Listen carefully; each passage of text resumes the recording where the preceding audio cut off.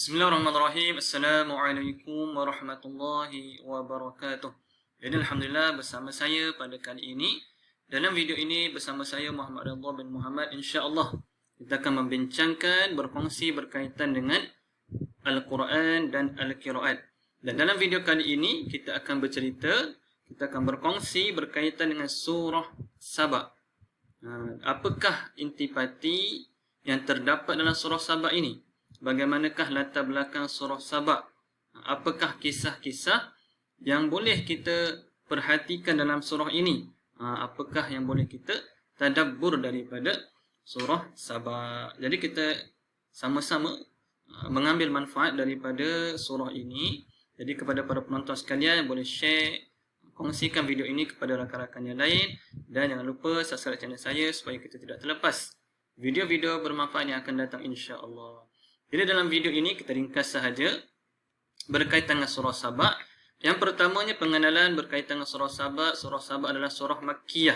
Surah Makkiyah ni maksudnya surah yang diturunkan sebelum hijrah Rasulullah SAW ke Madinah. Surah yang sebelum hijrah bermaksud termasuk tergolong dalam surah Makkiyah. Kemudian surah ini adalah surah yang ke-34 mengikut tertib dalam Al-Quran, susunan dalam Al-Quran. Juzuk yang ke-22. Awal juzuk 22 tu surah Al-Ahzab, yang mana surah Al-Ahzab ni daripada hujung 21 masuk 22. Kemudian surah Saba juzuk 22 dan mempunyai 54 ayat. Okey, daripada 54 ayat ni kita akan tengok apa kisah-kisah yang boleh kita share sama-sama. Jadi surah Saba ini, kalau kita lihat dalam surah ini, nama surah Saba disebut dalam ayat yang ke-15. Ayat yang ke-15 yang bermaksud Saba tu bermaksud kaum Saba.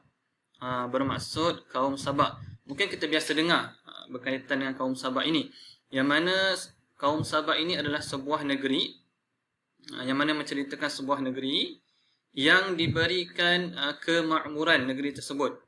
Yang mana diberikan kemakmuran, biasa kita dengar kisah dengan Ratu Balqis dan sebagainya, Nabi Sulaiman. Jadi pada satu ketika Allah berikan mengurniakan kemakmuran kepada negeri Saba ini. Kemudiannya, walaupun setelah diberikan nikmat daripada Allah Subhanahu Wa Taala, mereka ini kembali syirik selepas zaman Nabi Sulaiman. Masa zaman Nabi Sulaiman tu dia kembali kepada Allah. Tapi selepas zaman Nabi Sulaiman, dia kembali syirik. Maksudnya syirikan Allah, tidak beriman kepada Allah.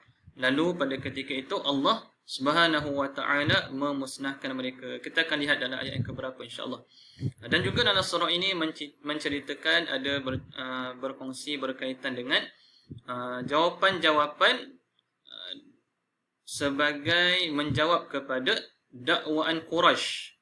Kaum Quraisy yang mendustakan Rasulullah SAW dan juga hari kiamat.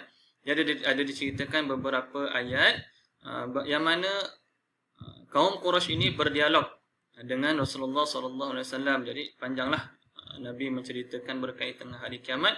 Mereka tak nak percaya, mereka tak nak beriman. Jadi sama-sama kita lihat apa intipati yang ada.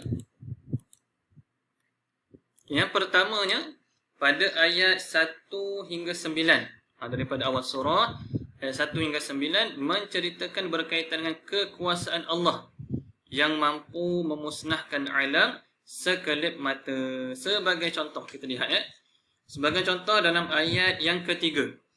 Ayat yang ketiga yang bermaksud, dan orang-orang kafir berkata, hari kiamat itu tidak akan datang kepada kami. Ini adalah satu bentuk pendustaan. Orang-orang kafir mendustakan hari kiamat. Kita dah sebutkan tadi, antara intipati surah ini, orang-orang kafir mendustakan hari kiamat. Maka ayat yang ketiga ini menyatakan, katakanlah wahai Muhammad, pasti akan datang. Hari kiamat itu pasti akan datang. Dari Tuhan, demi Tuhanku yang mengetahui yang ghaib, kiamat itu pasti akan datang kepadamu. Tidak ada yang tersembunyi baginya sekalipun seberat zarah, baik yang di langit maupun yang di bumi. Yang lebih kecil daripada itu atau yang lebih besar, semuanya tertulis dalam kitab yang jelas, Lauh Mahfuz. Jadi kat sini bermaksud apa sahaja yang ada dekat atas muka bumi ini, di langit, di bumi, yang kecil, yang besar, semua segala-galanya tertakluk di bawah kekuasaan Allah. Segala-galanya berada di bawah pengetahuan Allah Subhanahu wa taala. Tak boleh kita elak. Dekat mana kita berada, walau sekecil zarah sekalipun disebutkan dalam ayat ini, semuanya dalam pengetahuan Allah Subhanahu wa taala. Itu yang disebutkan dalam ayat ketiga, yang mana Allah suruh Nabi beritahu kepada orang-orang kafir bahawa kiamat itu pasti akan berlaku. Kemudian dalam ayat ke-9 juga menceritakan yang bermaksud, maka apakah mereka tidak memperhatikan langit dan bumi yang ada di hadapan dan di belakang mereka? Jika kami mengkehendaki, nescaya kami benamkan mereka di bumi, atau kami jatuhkan kepada mereka kepingan-kepingan langit. Sesungguhnya pada yang demikian itu benar-benar terdapat tanda kekuasaan Allah bagi setiap hamba yang kembali kepadanya. Maksudnya Allah nak sebut kat sini, Allah mampu menjatuhkan, Allah mampu menghukum mereka ni dalam sekelip mata saja. Ini yang kita kata sebagai kekuasaan Allah. Allah dan juga kerajaannya mampu nak menjatuhkan, mampu nak mendatangkan hari kiamat. Sekelip mata, bila masa, semuanya segala-galanya di dalam kekuasaan Allah Subhanahu wa taala. Jadi kepada orang-orang kafir yang membantah Nabi Muhammad, yang membantah hari kiamat, Allah jawab dalam surah ini, yang mana pasti segala-galanya berkaitan dengan hari kiamat akan berlaku, dan Allah mampu menjatuhkan mereka, Allah mampu mendatangkan hari kiamat pada bila-bila masa. Ini ayat ke-1 hingga ayat yang ke-9. Ayat pertama hingga ayat 9. Kemudian dalam ayat 10 hingga 14, yang ini menceritakan berkaitan dengan kerajaan Nabi Daud dan juga Nabi Sulaiman yang hebat, yang mana Allah berikan kepada Nabi Daud dan Nabi Sulaiman sebahagian daripada kekuasaan Allah. Jadi menjadikan mereka ini, Nabi Daud dan juga Nabi Sulaiman, mendapat kerajaan yang hebat. Sebagai contoh, kita bacakan ayat, terjemahan ayat yang ke-10 dan juga hingga ayat 14. Yang bermaksud, ayat ke-10, dan demi sesungguhnya telah kami berikan kepada Daud, Nabi Daud, kurniaan daripada kami. Kami berfirman, wahai gunung, ganang dan burung-burung, bertasbihlah berulang-ulang bersama Nabi Daud, dan kami telah melunakkan besi untuknya. Ayat ke-11, buatlah baju besi yang besar-besar dan ukurlah anyamannya, dan kerjakanlah kebajikan. Sesungguhnya aku maha melihat apa yang kamu kerjakan. Jadi ini yang biasa kita dengar daripada penceritaan Nabi Daud, yang mana Nabi Daud diberikan kuasa melembutkan besi. Dalam ayat ni ada disebut. Ayat ke-10, kami telah melunakkan besi untuknya, untuk Nabi Daud. Maksudnya Nabi Daud ni dia ada satu, dia punya kekuasaan dia adalah, kehebatan dia adalah melembutkan besi. Ini yang biasa kita dengar lah. Kemudian dalam ayat ke-12 berkaitan dengan Nabi Sulaiman pula. Ayat ke-12 yang bermaksud, dan kami tundukkan angin pada Nabi Sulaiman. Angin ya, pada Nabi Sulaiman, yang perjalanannya pada waktu pagi sama dengan perjalanan sebulan, dan perjalanannya pada waktu petang sama dengan perjalanan sebulan. Dan kami alirkan cairan tembaga baginya, dan sebahagian daripada jin ada yang bekerja di hadapannya, iaitu bermaksud di bawah kekuasaannya dengan izin Allah. Dan siapa yang menyimpang di antara mereka dengan perintah kami, kami rasakan kepadanya azab neraka yang apinya menyala-nyala. Jadi dalam ayat ke-12 ni panjang. Dia cerita berkaitan dengan Nabi Sulaiman. Yang pertamanya diberikan kekuasaan kepada angin, yang mana apabila angin ini diberikan kepada Nabi Sulaiman, maka Nabi Sulaiman boleh bergerak dengan pantas. Disebutkan kalau waktu pagi, perjalanan pada waktu pagi itu sama seperti sebulan. Perjalanan waktu malam pun sama seperti sebulan. Mana nak katakan angin itu membantu Nabi Sulaiman untuk bergerak dengan pantas. Kemudian juga disebutkan ada sebahagian jin yang bekerja di bawah kerajaan Nabi Sulaiman. Ayat 13 juga menceritakan berkaitan jin itu. Mereka, para jin itu bekerja untuk Sulaiman sesuai dengan apa yang dikehendakinya, di antaranya membuat gedung-gedung yang tinggi. Ini jin membantu kepada Nabi Sulaiman membuat gedung-gedung yang tinggi, patung-patung, piring-piring yang besar seperti kolam, dan periuk-periuk yang tetap berada di atas tungku. Bekerjalah wahai keluarga Daud untuk bersyukur kepada Allah dan sedikit sekali daripada hamba-hambaku yang bersyukur. Ni nak tunjukkan antara kerja-kerja yang dilakukan oleh jin-jin itu untuk kerajaan Nabi Sulaiman. Manakala dalam ayat ke-14, dalam ayat ke-14 menceritakan yang bermaksud, maka kami telah menetapkan kematian ke atas Nabi Sulaiman.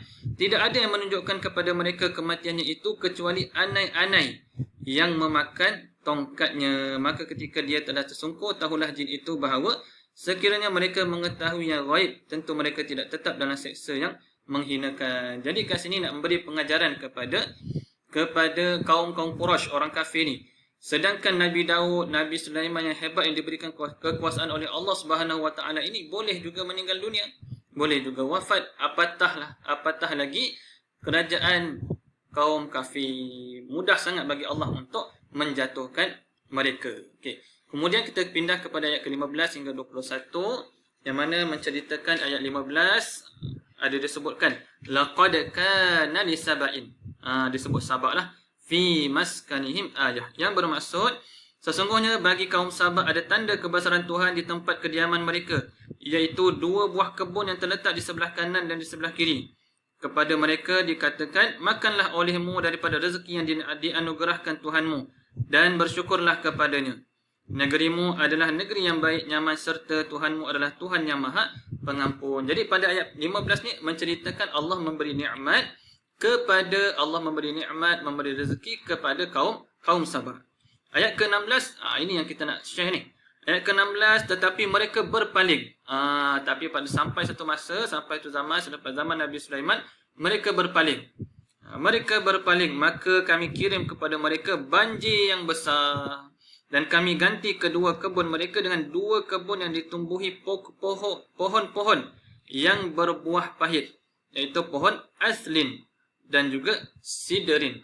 Dalam ayat ni kata wa aslin wa syai'in min sidrin qalil. Okey. Jadi Allah gantikan kepada mereka kerana mereka mensyirikkan Allah, mereka mendustakan Allah, maka Allah memberi hukuman kepada kaum Sabah. Jadi kita kena ambil pengajaran supaya kita sentiasa mendahulukan Allah dan juga Rasulnya Nabi Muhammad sallallahu alaihi wasallam.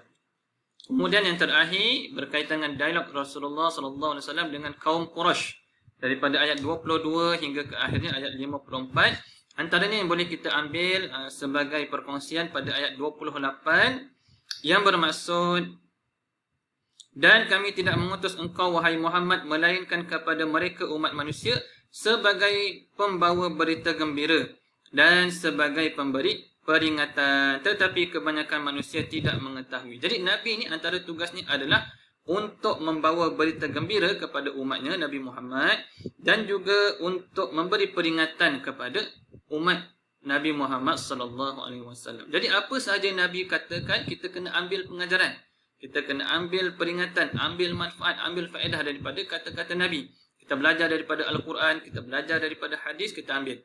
Jangan kita membantahlah. Apabila ada sesuatu yang dibawa oleh Nabi Muhammad, maka kita perlu terima. Kemudian dalam ayat 29, dan mereka berkata, bilakah datangnya janji ini jika kamu orang yang benar. Jadi dia tak percaya lagi lah kepada Nabi Muhammad. Orang-orang kafir ni tak percaya. Maka ayat 30, katakanlah, bagimu ada hari yang telah dijanjikan, iaitu hari kiamat. Kamu tidak dapat meminta penundaan atau percepatkannya sesaat pun. Jadi Allah dah tetapkan.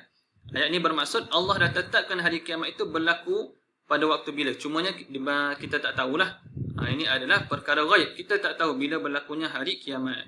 Kemudian ayat ke-31, dan orang kafir berkata, kami tidak akan beriman kepada Al-Quran ini dan tidak pula kepada kitab-kitab sebelumnya. Lan nu'mina bihazal Quran.